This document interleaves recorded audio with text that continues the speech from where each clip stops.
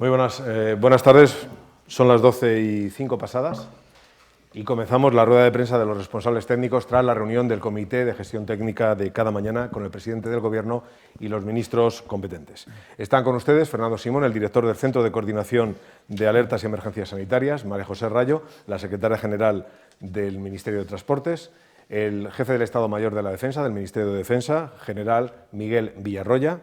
Se encuentra también el general y jefe del Estado Mayor de la Guardia Civil, José Manuel Santiago Marín, y con él también del Ministerio del Interior, el director operativo y comisario principal de la Policía Nacional, José Ángel González. Comenzamos con la rueda de prensa y posteriores preguntas. Fernando Simón, muy buenos días. Hola, muy buenos días. Bueno, como siempre vamos a dar el punto de la situación, luego vamos a ceder la palabra al resto del equipo técnico y después pasaremos a una valoración y las preguntas. A día de hoy tenemos en España un total de 47.610 casos notificados desde el inicio de la epidemia. Ha habido un incremento del 20% respecto a los datos de ayer, con 7.937 casos nuevos. Es un incremento equivalente a lo que vimos ayer, lo que vimos en estos últimos días y diferente, más bajo que el que vinimos observando durante la semana pasada. De estos 47.000 casos se han hospitalizado en todo el proceso que llevamos con esta epidemia un total de 26.900 casos, han ingresado en UCI 3.166, han fallecido 3.434 y se han dado de alta ya 5.367 hasta la fecha.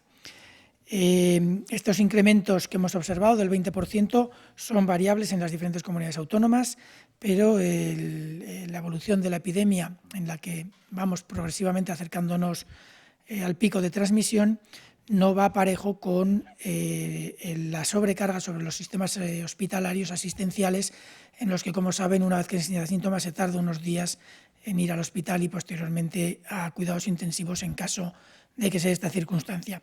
En ese sentido, sabemos que el incremento en el uso de UCIs ha sido algo menor respecto a ayer, un 18%, y sabemos que ha habido importantes variaciones entre las diferentes comunidades autónomas. Ha habido comunidades autónomas que han tenido incrementos importantes, como Cataluña, que ha llegado a un incremento del 50% en el uso de UCIs, lo que puede ser también debido a un retraso en la notificación de estos ingresos. Sabemos que en la Comunidad de Madrid ha habido un descenso muy importante respecto a otras comunidades.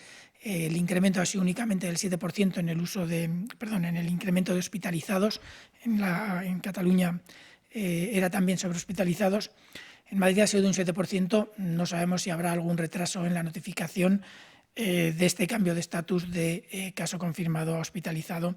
Pero también se observa este mismo incremento más pequeño que el resto del país, de un 10% en la Comunidad de Madrid comparado con el 20% en el total del país. Cataluña, al igual que el incremento en los hospitalizados, también tiene un incremento importante en el uso de UCIs de un 42%. Esto, como venimos diciendo en los últimos días, por mucho que nos vayamos acercando al pico, que saben que tenemos una observación de los datos notificados que está en retraso respecto a los datos de transmisión, los datos de inicio de síntomas. Esto implica que la carga que tenemos sobre los servicios sanitarios, obviamente todavía es muy posible que siga creciendo durante unos días, observemos o no un descenso de la transmisión. Lo vamos a dejar aquí ahora mismo, después haremos una valoración de algunos otros aspectos de interés en la evolución de algunas de las variables que se han observado en estos días, y ahora le cedemos ya la palabra al general del AIREM, Miguel Villarroya, del Ministerio de la Defensa. Gracias, Fernando. Buenos días a todos. En primer lugar, quería reiterar mi más sentido pésame a todos los que han perdido algún ser querido en esta lucha. Y, sin más, comentar que no hay novedad en la operación Balmis y pasamos a relatar las actividades previstas para hoy, que son, como siempre, el despliegue de unidades de todos los mandos componentes, realizando los cometidos de presencia, desinsectaciones en todas las áreas e infraestructuras críticas, hoy estimados en un total de 2.900 efectivos en 135 localidades y con ello también resaltar que a día de hoy hemos estado ya presentes en todas las comunidades autónomas del país. El apoyo a la desinfección es una de las misiones que estamos haciendo con más asiduidad. Hoy destacar que se va a intervenir en 99 residencias de mayores. Ayer ya anuncié que, a pesar de haber preparadas 92, al final se hicieron 113. En total, resaltar que llevamos más de 500 residencias en estos días que llevamos de campaña. También se va a intervenir en las estaciones de ferrocarril de San Sebastián, Vitoria, Sevilla, Córdoba, Granada y Málaga, en los aeropuertos de Bilbao y Sevilla, en los puertos de Valencia y Castellón, en el Centro de Control Aéreo de Barcelona. Seguiremos con el apoyo para el montaje de un hospital de campaña en las proximidades del Hospital Virgen de la Risaca, en Murcia. Apoyo con material UCI al Hospital de Campaña de IFEMA, en Madrid. Reconocimiento con personal de sanidad para posible apoyo al Hospital de Segovia. Apoyo al traslado de pacientes moderados entre hospitales y hoteles medicalizados en Madrid. Apoyo a la distribución de comida a colectivos desfavorecidos en Cartagena. Apoyo de transporte aéreo de material sanitario a Melilla y a las Islas Baleares. Y la formación en procedimientos de desinfección por parte de la UME a personal de diversos organismos. A todo esto, que son actividades nuevas, tenemos que añadir todas las actividades que he venido relatando estos días y que continúan. Digno de destacar es la presencia en IFEMA y en la Fira de Barcelona, que hoy empieza a funcionar el centro de acogida que se ha ayudado a montar en estos últimos días. Para terminar, también quisiera expresar mi más cordial felicitación a todos los miembros de las Fuerzas Armadas por su encomiable labor en este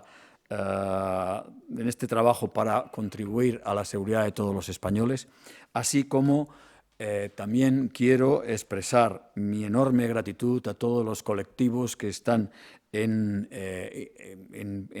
primera línea en el contacto diario con las personas más desfavorecidas y más afectadas por esta crisis. Y recalcar que llevamos ya bastantes días de actividad y de que el virus está haciendo mella en nosotros, pero quería resaltar el mensaje que hemos dado todos los días y desde el principio, que la unidad es fundamental. Todos juntos tenemos que vencer a este virus. Y muchas gracias. Muchas gracias, general. Le cedemos la palabra al general de brigada José Manuel Santiago, del Ministerio del Interior. Fernando, muchas gracias. Buenos días. Hoy la Guardia Civil tiene que lamentar el fallecimiento de uno de nuestros compañeros con motivo de la epidemia que nos afecta a España. El Guardia Civil, Juan José Antonio Redondo Fernández, que estaba destinado en la Comandancia de Madrid. Desde aquí quiero hacer llegar mi más profundo pésame a su familia y a sus allegados. Pésame que también quiero hacer extensivo a todas aquellas personas que de una manera u otra han perdido a alguno de sus seres queridos durante estos días. Durante el día de ayer, más de 20.000 componentes de la Guardia Civil han estado prestando servicio, prosiguiendo para verificar el cumplimiento de las medidas adoptadas durante este estado de alarma. Así, con carácter general y gracias a la conducta ejemplar de la mayoría de los ciudadanos, el día de ayer puedo asegurar que transcurrió sin incidentes graves. Sin embargo, volvieron a repetirse comportamientos insolidarios e irresponsables que motivaron la detención de 19 personas por desobediencia o resistencia a la agente de la autoridad, así como la tramitación de casi 7.000 denuncias por incumplimiento de las limitaciones de circulación.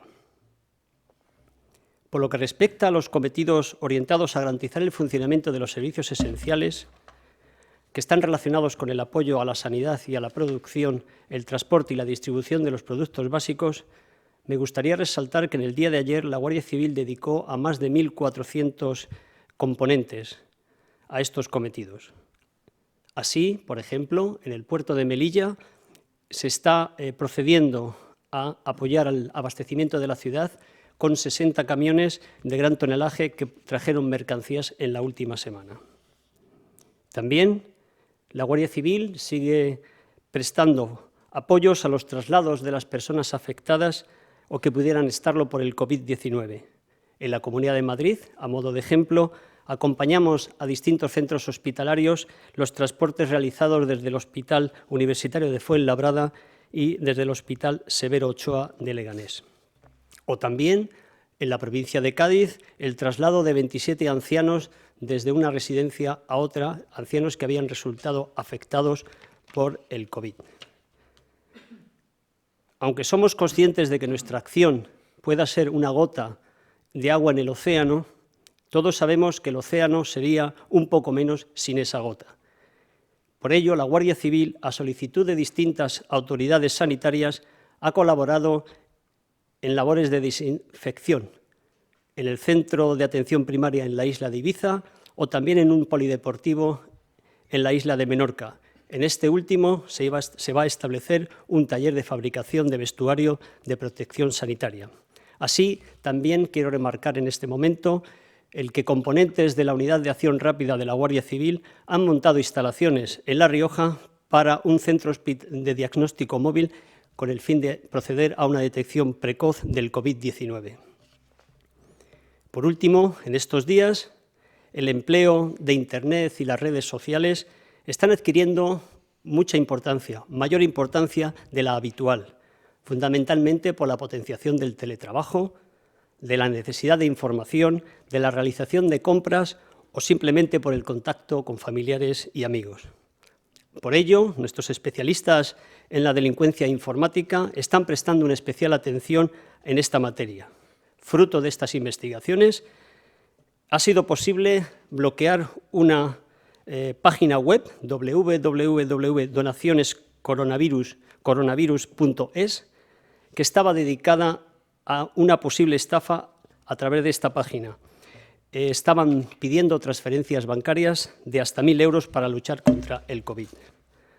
A diario, también, hemos detectado bulos y posibles estafas sobre las que advertimos a la ciudadanía a través de nuestras redes sociales.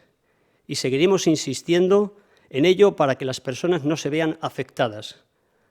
En este sentido, recuerdo que la Guardia Civil ha puesto en funcionamiento un correo electrónico ciberestafas@guardiacivil.org para que nos puedan informar de cualquier posible estafa y podamos investigarlo.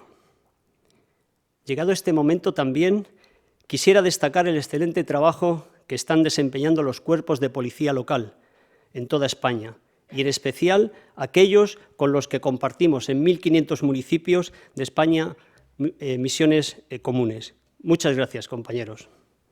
Y para terminar, insistir que aunque podamos tener la impresión de que todo esto va muy despacio, que no progresa lo rápido que quisiéramos, la fórmula para alcanzar el éxito se encuentra en la unión de todos, en la constancia y en la perseverancia. Muchas gracias. Muchas gracias, general. Le pasamos la palabra a José Ángel González, comisario principal. Buenos días. Muchas gracias, Fernando. Hoy quiero que mis primeras palabras sean un pequeño homenaje a los policías locales de toda España, reconociendo su gran trabajo, cercanía y profesionalidad. Por necesidad y por justicia, quiero reconocer el esfuerzo compartido que en todas las ciudades de España estáis desarrollando. Ahora, más que nunca, el escudo y el color del uniforme no importa. Tenemos que trabajar como si fuéramos un solo cuerpo en plena sintonía y unidad. La ciudadanía espera mucho de nosotros y no vamos a defraudar, dejando todo lo mejor de todos para superar esta crisis. Somos compañeros de viaje y sabemos que ninguna batalla se gana en solitario. Pasando ya a la actividad diaria, decir que en las últimas 24 horas el número de personas detenidas ha sido de 55, que sumados a los 425 hacen un total de 484. Se ha observado una pequeña disminución en el número de detenidos, lo cual es un buen dato. Respecto a las sanciones, en las últimas 24 horas se han tramitado 6.039 actas, lo que supone desde los comienzos 42.278. En el tema de fronteras seguimos, como estamos repitiendo todos los días, con normalidad. Solamente ha habido 315 denegaciones de entrada y se han controlado 6.051 vehículos. Lo más reseñable desde que se entró en vigor la orden ministerial de puertos y aeropuertos, solamente reseñar que ha habido 4 denegaciones de entrada en el aeropuerto de Madrid. En otro orden de cosas, la colaboración ciudadana es esencial. Cada día recibimos avisos al 091 donde nos informan de conductas irresponsables, como en Alicante, donde un gimnasio seguía abierto de forma clandestina para algunos socios, o en Las Palmas de Gran Canaria, donde un bar aún abría para clientes habituales. También se están notando conductas que rayan en la agresividad, como la de 2 varones españoles, los cuales han intentado impedir la llegada de la comitiva de ancianos afectados por el COVID-19 procedentes de la localidad de Alcalá del Valle con destino a una residencia de la línea.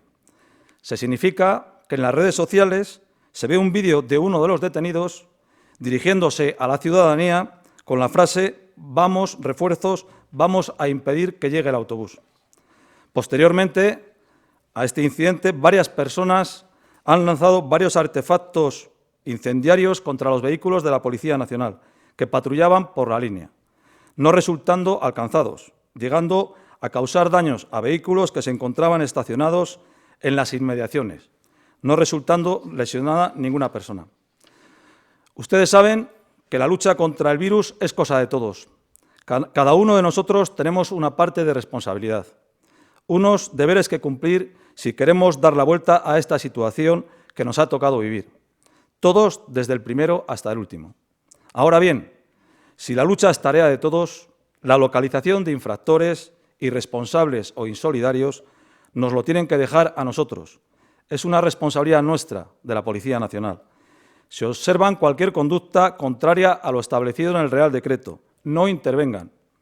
Ayer, un hombre fue apuñalado en una localidad valenciana por intentar evitar que su compañero de piso saliera de la casa e incumpliera el confinamiento. Lo mejor que pueden hacer es llamar al 091 y comunicarlo lo que han visto, lo que les han contado o de lo que han tenido conocimiento. No lo duden, que rápidamente movilizaremos una patrulla para comprobar los hechos y actuar. Por otra parte, hoy es día 25 y, como saben, se trata de la fecha donde se hacen efectivos el cobro de las pensiones y, por lo tanto, se espera una mayor afluencia en las entidades bancarias.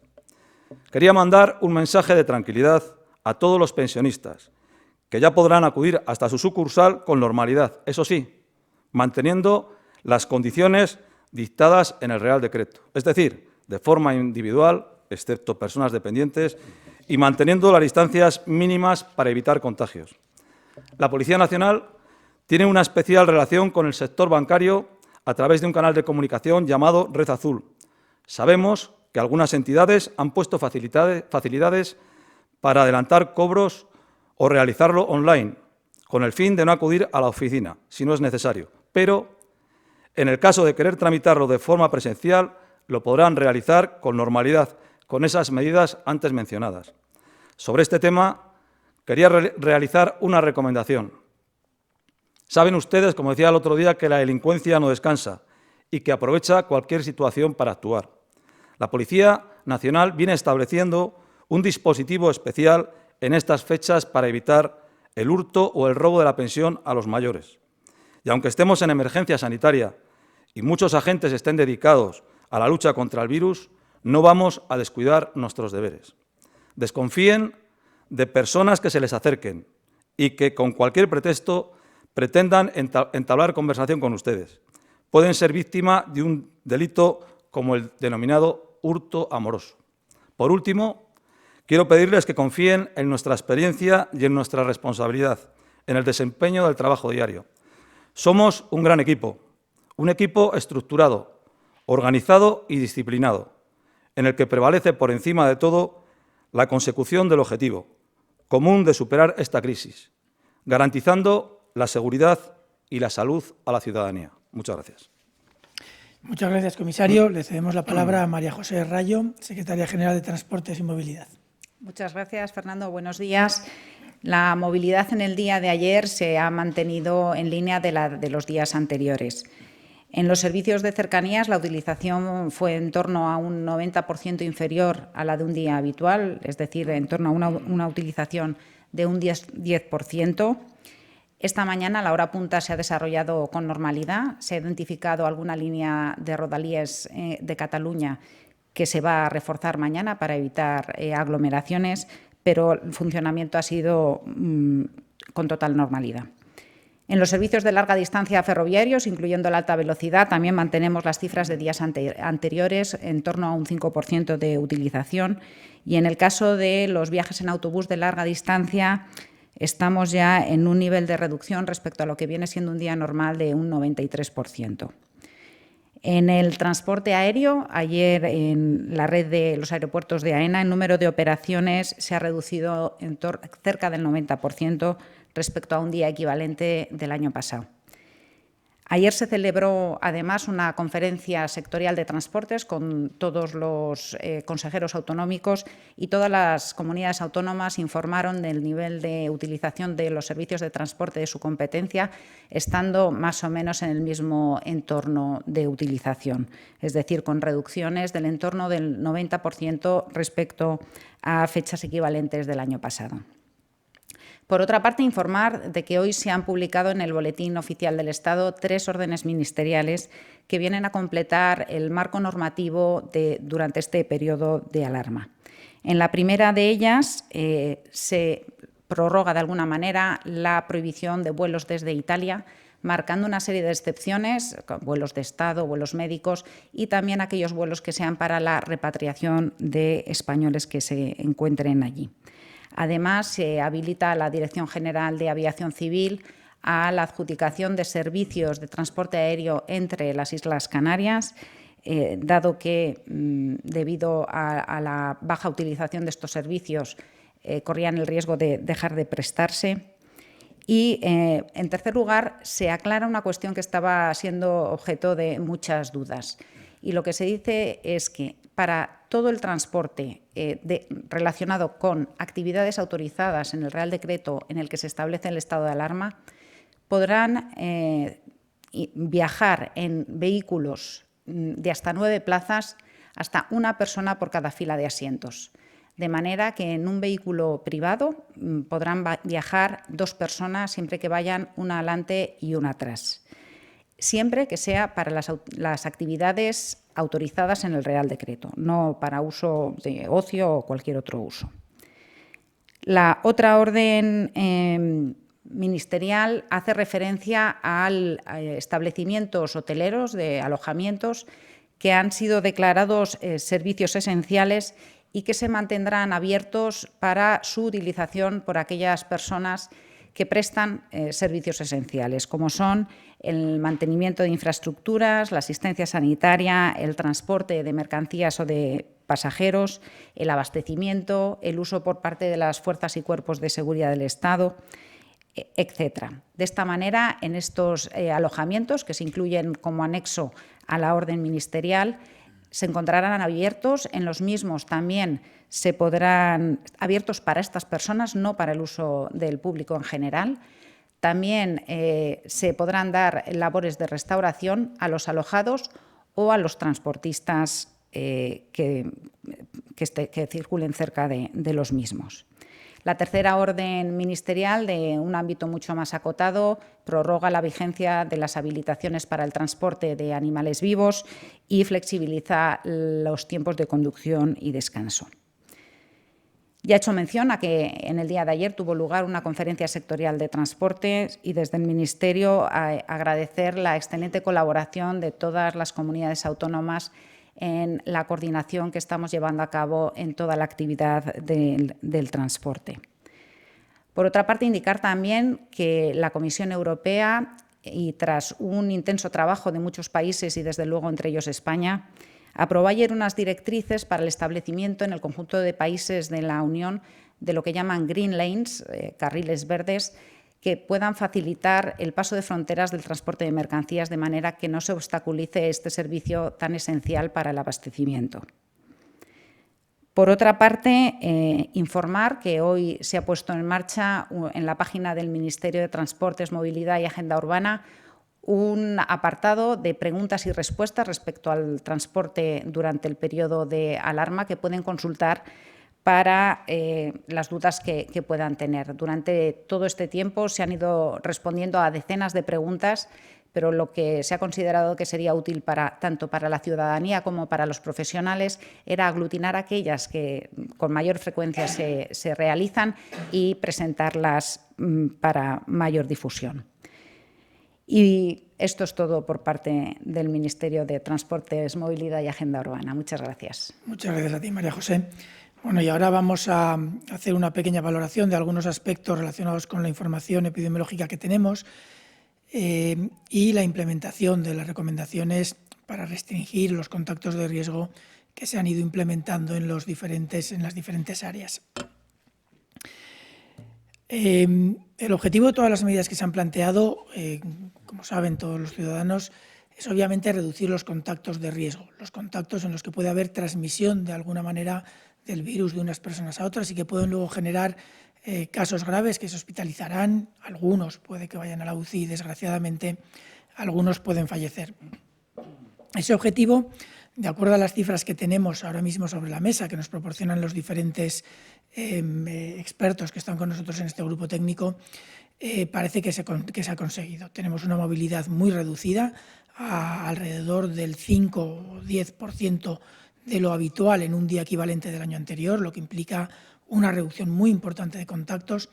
Tenemos una reducción de los contactos sociales prácticamente completa, que se observa básicamente con la actuación en las familias y los confinamientos y la movilidad de las personas fuera de sus trabajos.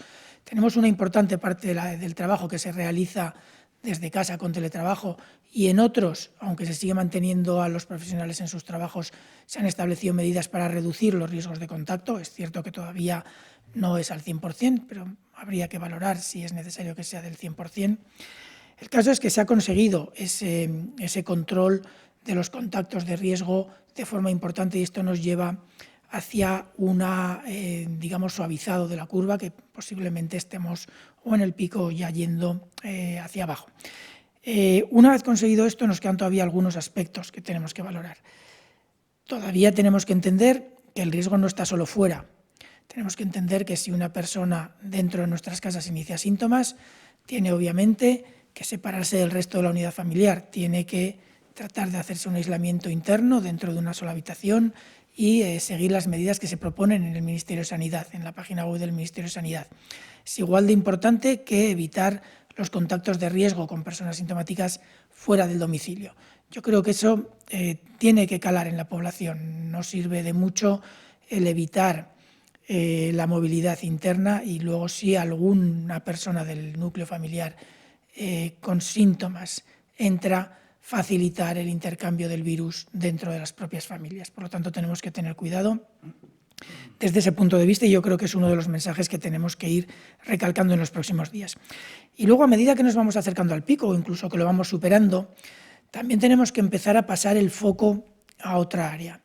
El pico ya va progresivamente dejando de ser tan importante, ahora tenemos que empezar a pensar en el impacto sobre la parte asistencial que venimos comentando ya desde hace unos días. Tenemos que empezar a pensar más en la evolución de los hospitalizados, en la evolución de los que están en las UCIs. Desgraciadamente tenemos que pensar en los fallecidos y tenemos que empezar a pensar también en los que se van recuperando.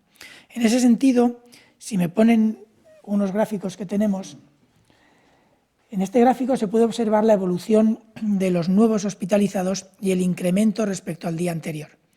Como ven, se está estabilizando, no estamos todavía en descenso, pero en los últimos días se está estabilizando el porcentaje de incremento respecto al día anterior de los nuevos hospitalizados.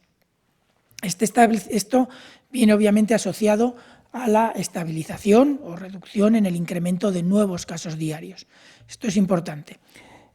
Pero, además de los hospitalizados, tenemos que valorar cuántos de estos están realmente muy graves, que son aquellos que son ingresados en las UCIs. Esto es un gráfico equivalente, pero para las UCIs. Como ven aquí, hay más variabilidad. Es cierto que también las tendencias están estabilizadas, pero hay más variabilidad debido a varios factores. Los datos se tienen que ir actualizando. Una persona que inicia síntomas se notifica como un caso confirmado, si se confirma. Posteriormente hay que valorar si se ingresa o no y posteriormente hay que valorar si entra un UCI o no. Todos esos procesos llevan actualizaciones de los datos de cada uno de los pacientes y esas actualizaciones pueden tener pequeños retrasos o no, lo que puede hacer que parte de esa variabilidad que se observa ahí se deba precisamente a esos posibles retrasos en el rellenado de los datos de cada uno de los pacientes. Pero lo cierto es que el uso de las UCIs se va estabilizando. Y además sabemos, porque lo hemos visto en otros días, que ese uso de las UCIs es muy desigual a lo largo del tiempo en las comunidades autónomas. Tenemos comunidades autónomas que están ya cerca del límite porque probablemente están ya en el máximo uso de sus UCIs o que van a estar en los próximos días. Tenemos otras que van a tardar todavía un tiempo en llegar a ese momento.